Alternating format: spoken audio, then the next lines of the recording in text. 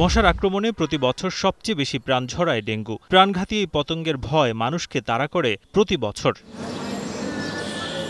রাজধানীর মুগদা ঢাকা দক্ষিণ সিটি কর্পোরেশনের ৬ নম্বর ওয়ার্ড। গত বছরও ঝুঁকিপূর্ণ ওয়ার্ডগুলোর তালিকায় এটি ছিল অন্যতম।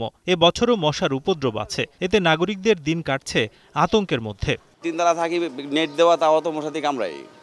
কারণ ডেঙ্গু কোনটা এটা তো আমরা চিনি না, সবচেয়ে বড় কথা এটা। বৃষ্টি বাদল হয় তখন ডেঙ্গুটার উৎপাতটা একটু বেশি থাকে।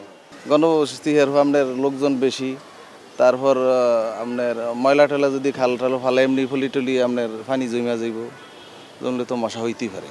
এলাকাটিতে নির্মিত ভবন আর ময়লা ও ডাবসহ ফলমূলের খোসায় মশার উপদ্রব বাড়ার শঙ্কা বাসিন্দাদের।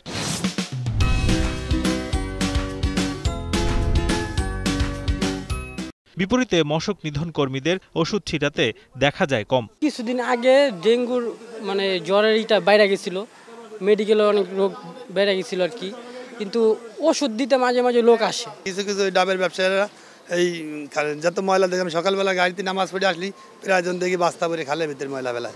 মান্ডার উনি বিকেলবেলা দেয় আমাদের এখানে, প্রতিদিন আসে না, সপ্তাহে একদিন দুই দিন আসে। ওয়ার্ডের কাউন্সিলর বলছেন, লোকবল আর ওষুধের সংকট কিছুটা আছে, তাই নিয়মিত বিরতিতে দেয়া হয় মশার ওষুধ। ওষুধ করতে নিয়মিত দিতেছে, লাভলি সাইডিং করতেছে, তারপর আপনার ওই যে ফকার মেশিন দিতেছে, তারপর ওই হুইল মেশিন দিয়েও দিতেছে।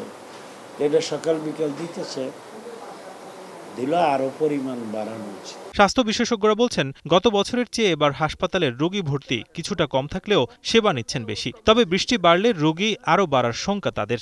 23 এপ্রিলে আমরা চিকিৎসা দিয়েছি 76 জনকে, 24 এপ্রিলে 215 জনকে। আজকে মের 23 তারিখ এ পর্যন্ত 218 জন চিকিৎসা নিয়েছেন উক্ত হসপিটাল থেকে। এই তথ্যটাই প্রমাণ করে গত বছরে তো ডেঙ্গু রোগী বাড়তেছে।